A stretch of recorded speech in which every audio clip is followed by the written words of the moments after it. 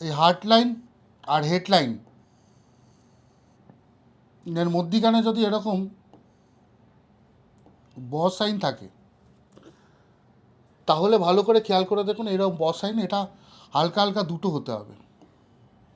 যদি বস সাইন দুটো থাকে, এরকম থাকে, তাহলে 35 বছর বয়সের পর থেকে আপনি বড়লোক হবেনই হবেন, এবং আপনি কোটিপতি হবেনই। যদি এরকম হার্ট আর হেডলাইনের মধ্যিখানে যদি এই সাইনটা থাকে, এর সাথে সাথে আর একটা সাইন আছে, সেটাকেও দেখার বিষয় আছে। এই এই হার্ট লাইন আর হেডলাইনের মধ্যিখানে যদি এটাকে